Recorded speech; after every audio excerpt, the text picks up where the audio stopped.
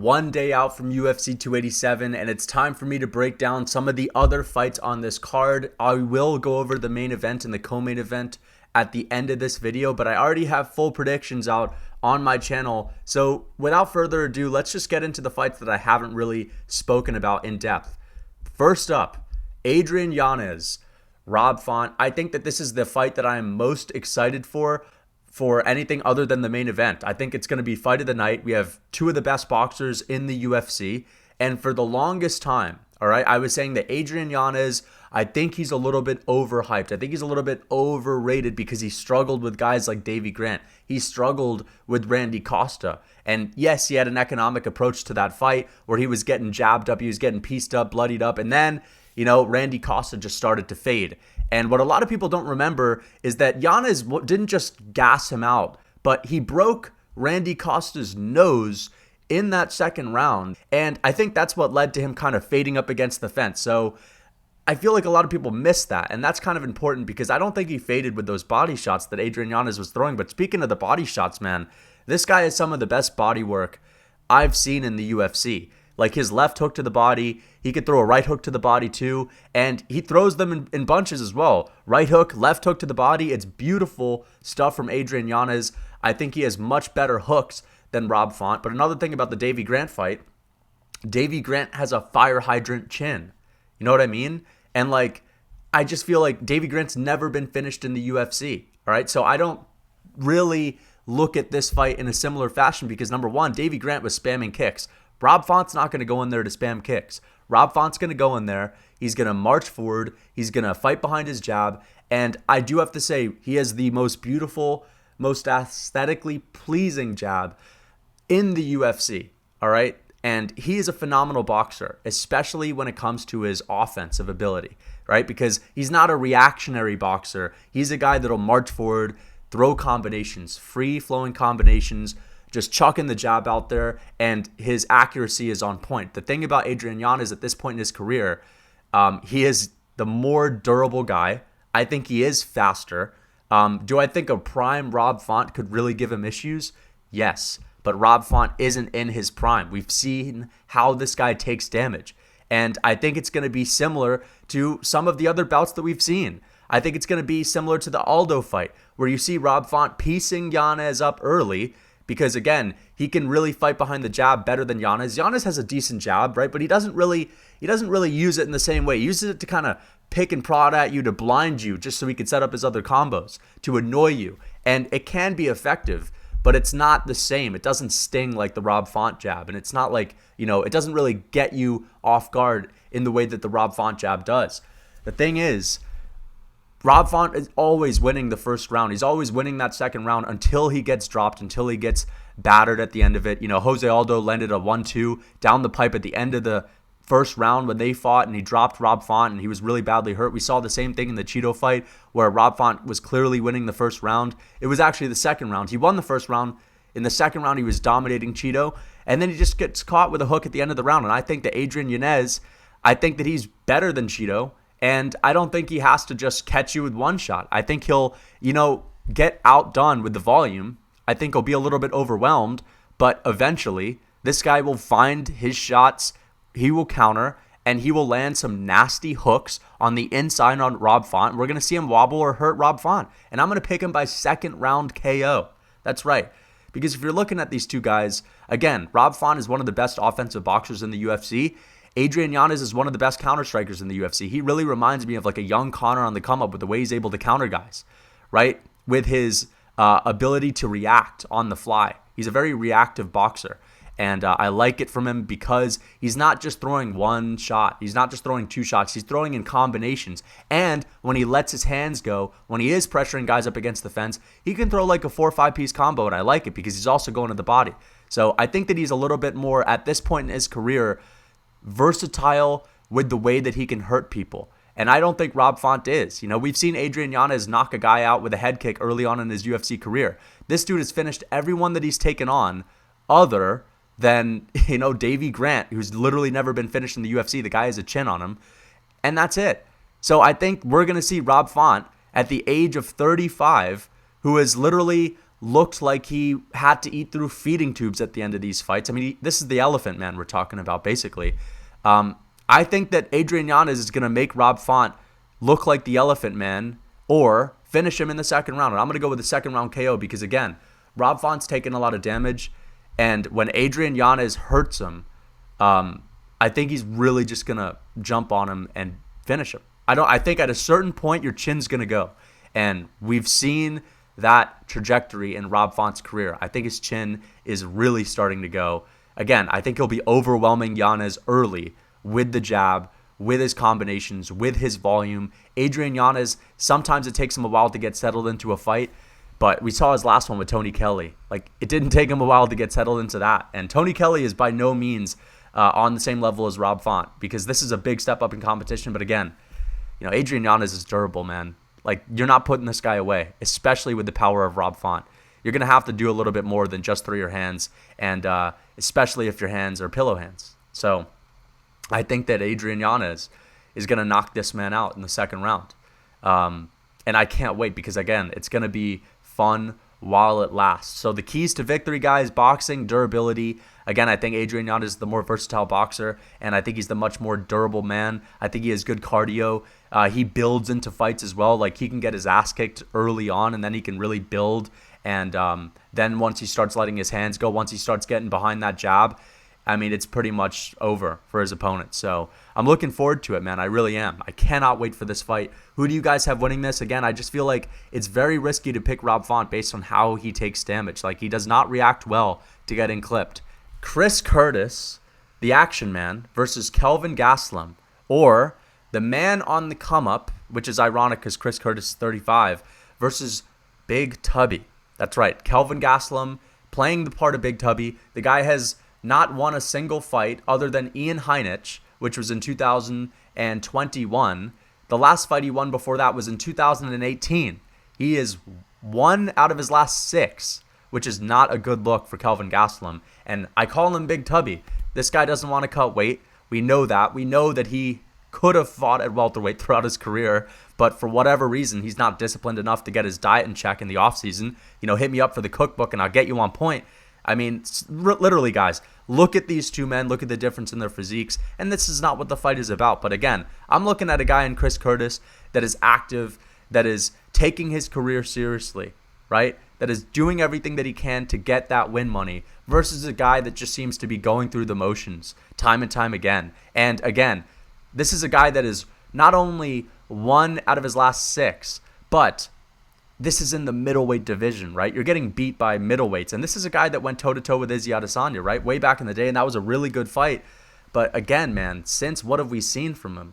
He got beat up by Jared Cannonier. He got dropped by Jared Cannonier. I mean, we didn't see Jared Cannonier drop Sean Strickland. Everyone talks about, Kelvin Gastelum having one of the best chins. I think his chin is starting to decline too. He has taken damage. We saw Whitaker light him up for 5 rounds. Dance around him. That was one of Whitaker's easiest fights, okay? He lit him up for 5 rounds. This man could not do anything to Robert Whitaker.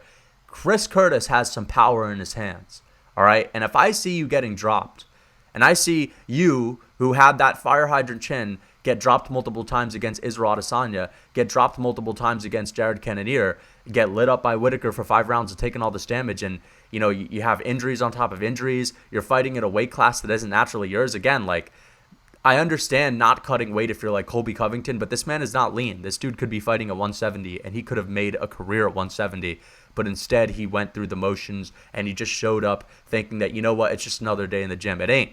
And I actually think his chin is overrated now that we keep talking about him getting dropped. Everyone talks about Kelvin Gastelum like he's got one of the best chins in the UFC. He doesn't.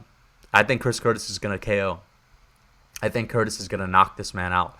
And I understand that Gastelum could put a pace on him. Gastelum does have good cardio. He has the ability to wrestle. But Chris Curtis, he has good takedown defense, right? This man has some good takedown defense. He trains with people that have good takedown defense. He's trained with guys like Magomed Ankalaev, with guys like Sean Strickland that know how to defend takedowns. Kelvin Gastelum's out here training with Marvin Vettori. I'm not convinced that we are going to see Kelvin Gastelum put a 2018 pace on this man or a 2021 vengeance tour against Ian Heinisch, all right? Listen, this ain't Ian Heinisch. This is Chris Curtis. The guy is extremely dangerous. He's got power in his hands, as I said. He's coming off of a knockout over Joaquin Buckley. He does not have a high pace. That's the thing. I'm kind of worried about it because he does not fight at a high pace. He counters, but I think that'll be good enough for Gastelum. And I just see these guys going in completely different trajectories at this point in time. And I'm going to go with Chris Curtis again. I'm going to pick him. Second round KO. That's right. I think he's going to knock this man out. Big Tubby. Again, what have you shown me? You got... This is the most pathetic thing. You got beat by Darren the left hand. If you get beat by the left hand, Darren Till, and I understand this was Darren Till, even before the Whitaker fight. And it's a different Darren Till than the one we're used to seeing now. But again, man, it's just not a good look, I mean, this dude literally only throws a left. And Chris Curtis doesn't just throw a left hand. So, yeah, I'm going with Chris Curtis. How could you pick Kelvin Gastelum here? Joe Pyfer and Gerald Meerschaert, the crafty vet versus the teacher's Dana's pet. That's right. Joe Pyfer is the teacher's pet in this one. We all know Dana White was giving this guy his allowance and all that. Don't get it twisted. Dana White jumped all over the big knockout and Joe Pyfer getting it after it on the Contender Series to say this is how you got to be. But don't let that fool you into thinking that this man is somehow something different from what we've ever seen before, all right? He's a big puncher. He's tall. He doesn't even have, I was about to say he had a long reach. He doesn't even have that significant of a reach. He's got like the Justin Gaethje build, of course, but he's got power in his hands and he's got okay grappling. Okay, sounds like the typical overly hyped up middleweight that we're used to hearing about every now and then. All right, every now and then we see a big, tall, power punching guy like a Roman Dolidze, and it's like these guys, they tend to disappoint at some point in their career.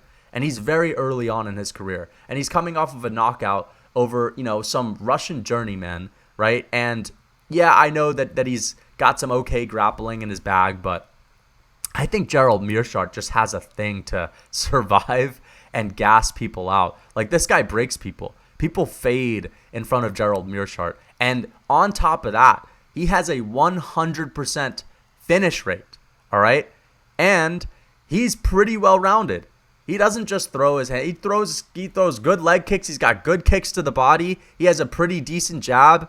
He has a good counter. He has a good straight down the pipe. And you know what? He has really good cardio. And he does get rocked in basically like all of his fights. But he stays alive. He has a thing for surviving. And this man just knows how to drain his opponents. I don't know what it is about him, but people fade in front of him, and he just is able to finish these guys. And a lot of those finishes come in the third round, right? So I think that Gerald Meerschaert is going to submit Joe Pyfer in the third round. That's right. I'm picking GM3. I mean, if you're looking at a couple of his recent wins that were impressive, look at his last win over Bruno Silva, right? This is a guy that stood toe-to-toe with Alex Pereira that didn't get finished, almost got finished in the third round, got his nose broken against Alex, but this guy stood up with Alex Pereira for 3 rounds and didn't get knocked out and had a lot of success despite getting 30-27. Gerald Meerschaert weathered the storm and was able to knock this man out and then choke him out in the third round. You look at his fight with Mac McMurdoch. This guy was getting rocked in the first round. Mac McMurdoch has the exact same build as Joe Pyfer. He doesn't have the same power, the exact same build. He's a hyped up striker. And Gerald Meerschaert stood in front of him, went jab for jab, got rocked in the early rounds, was able to survive, started, hurting the legs of Mac McMurdoch, started slowing him down, chipping away, and eventually found the finish. Mac McMurdoch gassed out. Gerald Meerschaert was able to take him down in the third round and took the back and just submitted him like it was nothing. And I just think that this man has a knack, as I said, for surviving, weathering the storm, and just slowly but surely making people fade, just outlasting guys. He's tough. He's like a zombie. And I think he's going to finish Joe Pyfer. People don't put enough respect on Gerald Meerschaert's skills. He is the 5th all-time most... People don't give Gerald Meerschaert enough respect for his skills. This guy is 5th on the all-time list for submissions. Okay? Let that sink in. This guy is a submission demon, especially in this middleweight division. And you look at the keys to victory. Skills pay the bills. You have a 35-year-old Gerald Meerschaert that has some really good wins, that just knows how to get it done, that is a finishing machine, 5th all-time on the submission list, versus a very green, right, middleweight that, as far as I'm concerned, in the octagon seems to be a tiny bit one-dimensional. That's all I'm going to say.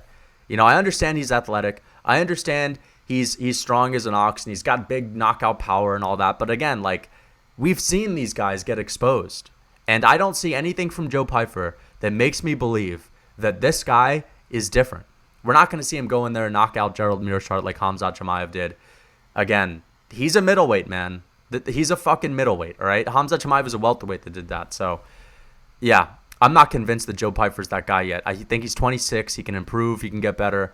But as of yet, I'm not ready to pick him over Gerald Meerschaert. I'm picking Gerald Meerschaert by 3rd-round submission, rear naked choke. Kelvin Holland and Santiago Ponzinibbio. A must-win for Kelvin Holland versus the old man that can. Notice how I said the old man that can.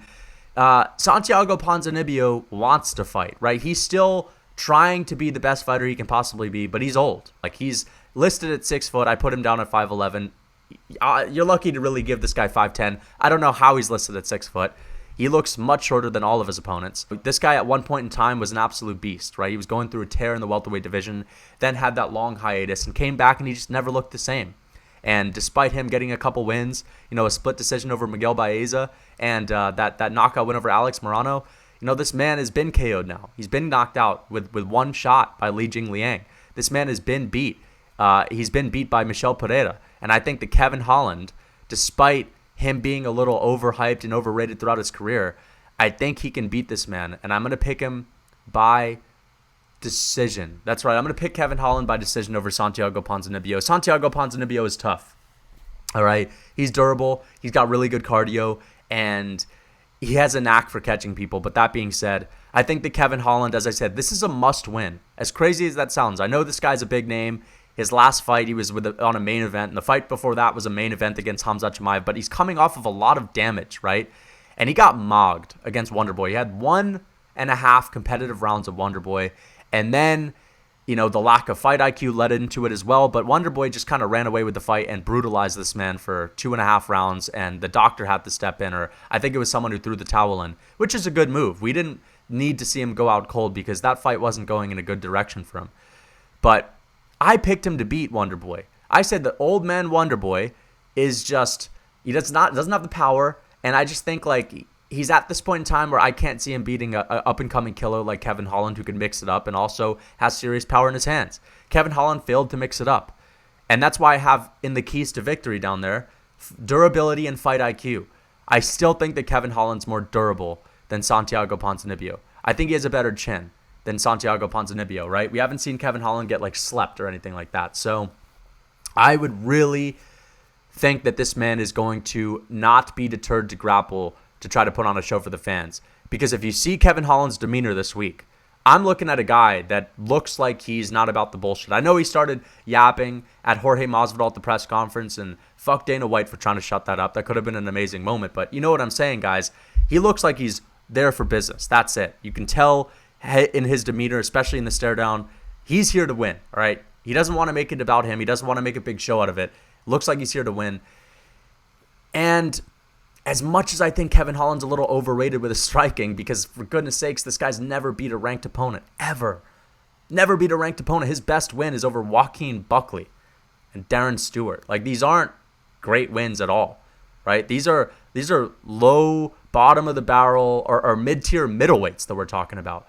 And of course, like, an old man, Alex Cowboy Oliveira, that isn't even in the UFC anymore. And who's his last opponent that we're talking about? Dirty Bird Tim Means. I mean, Dirty Bird Tim Means, his last good win was over Mike Perry. And this ain't a ranked opponent either.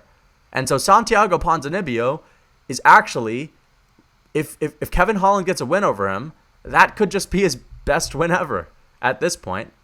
But again, it's going to be overshadowed by the fact that Santiago is 36. Dude, I think Kelvin Holland's going to decision him. I don't think Kelvin Holland is the truth with his striking. I really don't.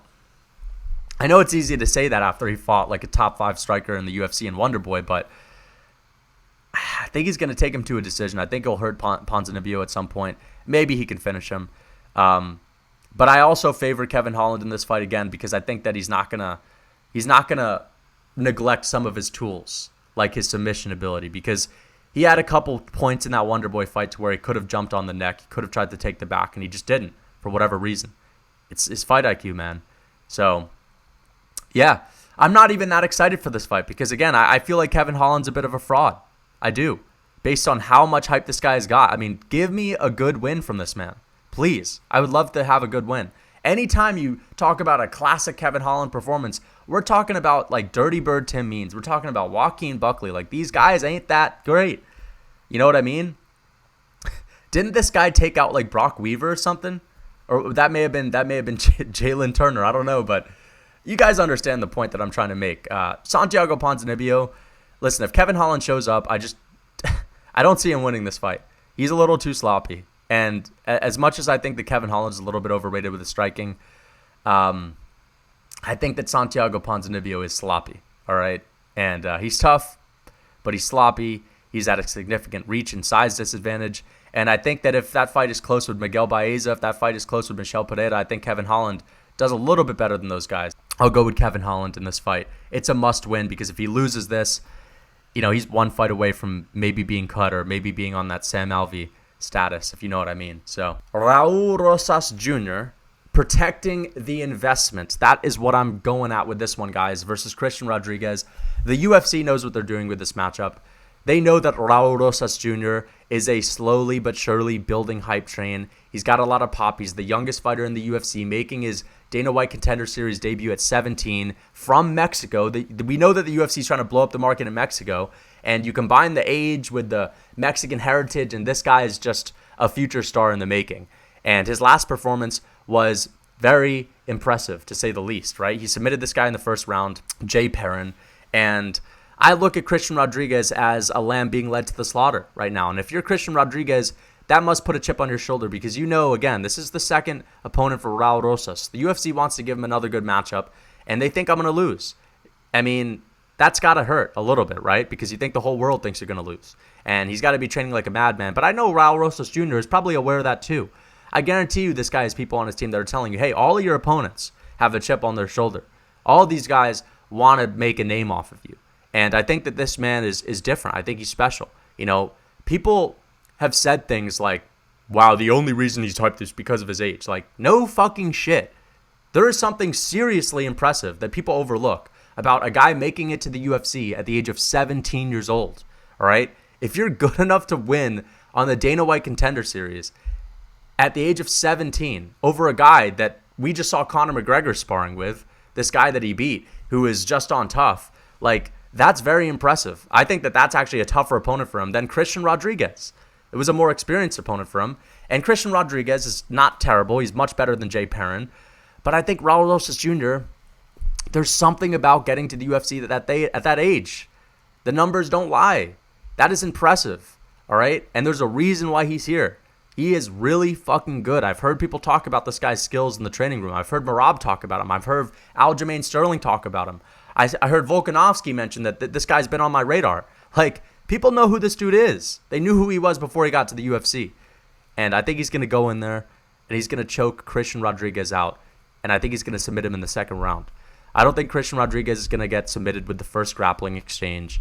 And on the feet, this is what I'm most excited for. I want to see more of Raul Rosas Jr.'s striking because we didn't get to see any of it in his last fight. I think he threw like one leg kick, maybe a couple of jabs. That's it. That's all we saw from him. I would love to see some stand-up exchanges. Christian Rodriguez has like a 3.5-inch reach advantage, or I'm sorry, a 4.5-inch reach advantage with a 71.5-inch reach. He's 25 years old. He definitely is more experienced. But again, Raul Rosas Jr., that striking looked pretty creative on the Dana White Contender Series. Remember he had that like leaping front kick flying knee into a double leg takedown that looked beautiful. And again, this guy's grappling is just a little bit different. When he gets a hold of you, he's sticky, man. And his transitions are just seamless. They're beautiful to watch. I think this guy is going to take him out. Second round submission. Lots of finishes on this card, guys. I just feel like, how are you going to go with the guy that is being set up to lose? You know, maybe I could think about picking against Raul Rosas Jr.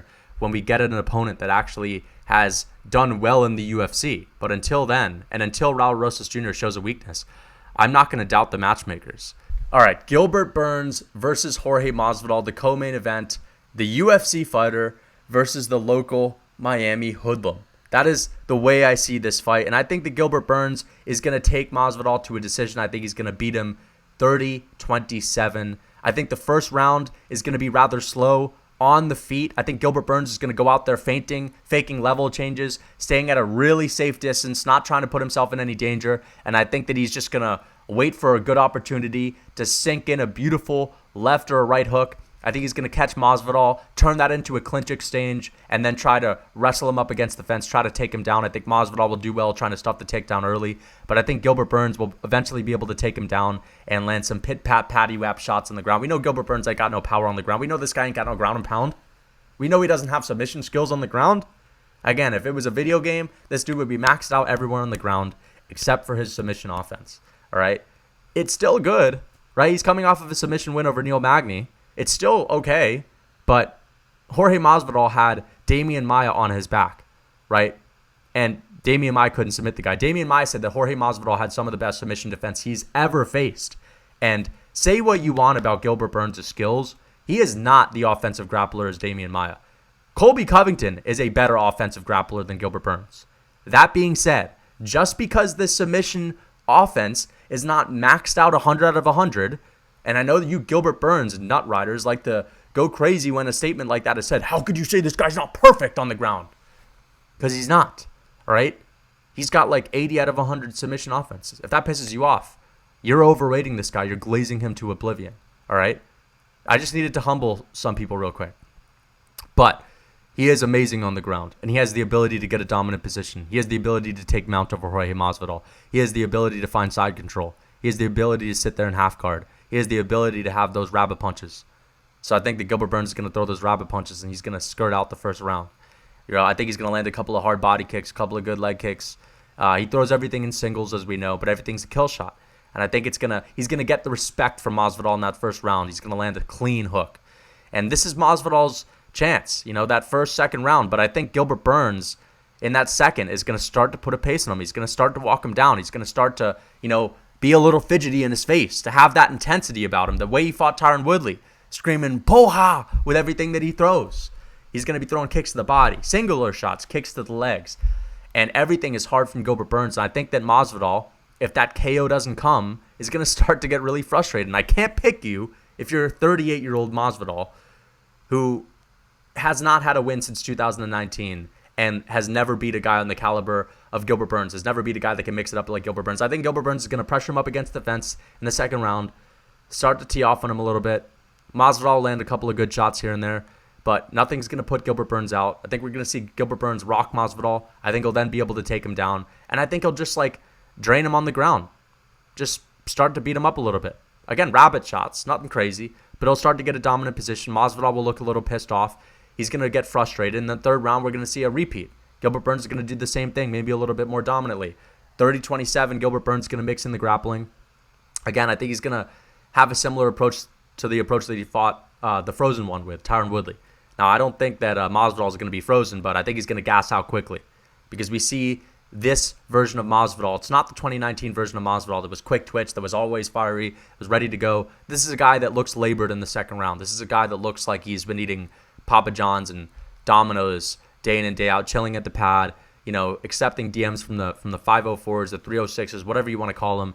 This guy is probably in the DMs more than he is, thinking about the training room. And Gilbert Burns, as I said, most motivated man in UFC history, the hungriest man alive. How could you go against Gilbert Burns? He's more well-rounded. This man has only lost to Kamaru Usman at welterweight. And I say that knowing that he lost to Khamzat.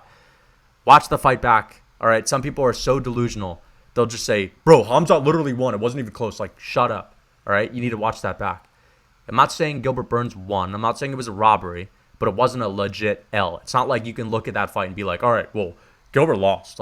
Not really. And Khamzat Chimaev is one of the most promising, hyped-up fighters we've ever seen in the UFC. So I think that performance in and of itself earned some respect because I was picking him to get run over in that fight. And I was saying for the last year, okay, Khamzat won, stop complaining. That was me. Until I rewatched it closely, I rewatched that third round. Gilbert Burns did enough. The only loss this man has taken in the welterweight division has been against Kamaru Usman, and before that, it was against Dan Hooker. This guy has a seriously underrated resume, and I think that he's too good for Jorge Masvidal. Jorge Masvidal's never beat anyone who has the grappling, the striking, and who has the resume of a Gilbert Burns. It's not going to happen.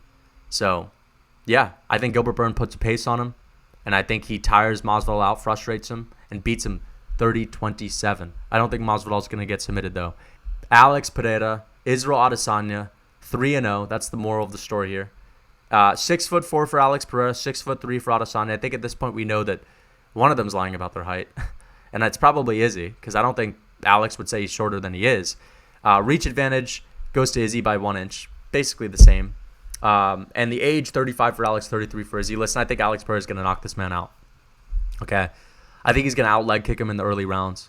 I think we're going to see Isreal Adesanya try to shoot a takedown in that first round, try to make Alex Pereira think, and I think Pereira's going to be ready for it. He's going to be ready to stuff that takedown. Like, he stuffed 8 out of 9 takedowns in that fight. Actually, he basically stuffed every single one of Isreal Adesanya's takedowns, which was more than just one. He stuffed a shitload of them, and I think he'll do it again. And I think that Alex Pereira is not going to get rocked in the first round, and I think he'll edge out the first round like the way he was edging it out last time. I think he'll out-leg kick Adesanya.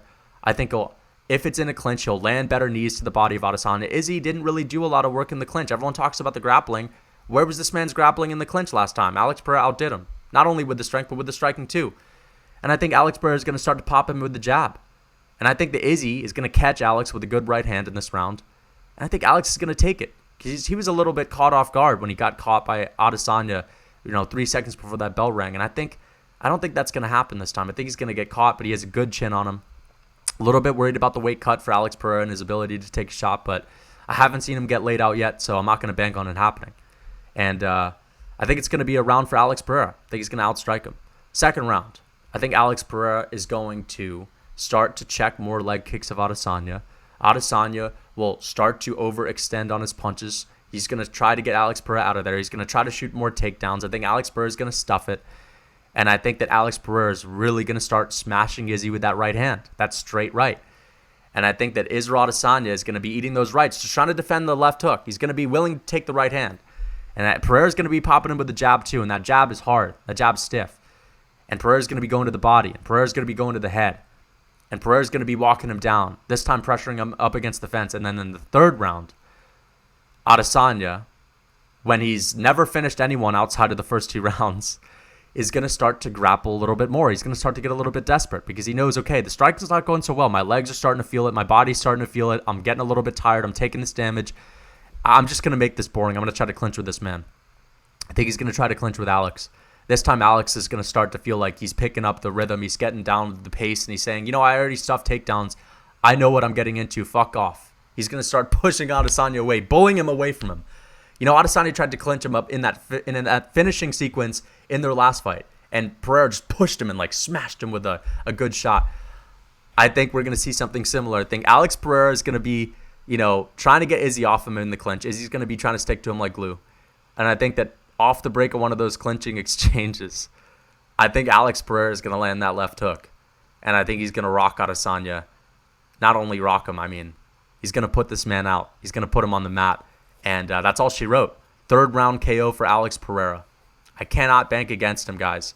He is the better striker, and we're going to find out. We're going to see this man outstrike Adesanya. He made a lot of mistakes. He shot that sloppy takedown that got reversed. You know what I mean? He left himself open for the counter in that first round. I don't think that happens. I think this man is going to learn from his mistakes. And Adesanya, all this man has done is make excuses. And you cannot learn from your mistakes if you make excuses. Look at how Max Holloway reacted to the Volkanovski 1 fight. Reacted well. Went in there, didn't talk a lot, showed up for the rematch, looked better than ever. Had a really close fight with Volkanovski, right? Started to try to counter Volkanovski in that fight rather than be first. After that second fight, Max Holloway did nothing but make a world tour of excuses, saying that 90% of fans had me winning. The only reason Alex won is because him and his team know how to play the system. They know how to play the system, but I won the fight, and I know I won the fight, and I don't need to do anything different, and I'm going to finish this man next time.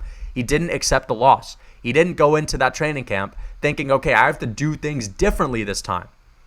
Adesanya has been saying, I just need to do the same shit, all right, basically. As far as I'm concerned, this guy is basically just thinking, I'm always kicking this ass. So you're not going to change anything up on the feet if you're always kicking this ass. And if the only thing different is the style of grappling you're bringing, well, you're not an offensive grappler and you've never been one. And at this point in your career, you're not going to be good enough to be able to make up that gap. And I just think that, again, Max Holloway got brutalized in that third fight with Volkanovski because he didn't make any adjustments from that second fight. Fought the same fight as he did in the second, and he paid for it. Because Volkanovski was countering the counters of Max Holloway. That was his whole game. Counter the counter. And Isreal Adesanya is going to play it similarly. And Alex Pereira, I think, is more humble with the way he approaches fights. And this cockiness of Adesanya, this infallibility, this idea of everyone riding your meat and saying you're the better striker, saying you're the more technical man, it's going to catch up with him. And when this man doesn't finish Alex Pereira in the first 2 rounds, we're going to see him on cruise mode. We're going to see Isreal Adesanya on cruise mode getting KO'd. He's going to get KO'd. So I hope you guys enjoyed the video. Until next time.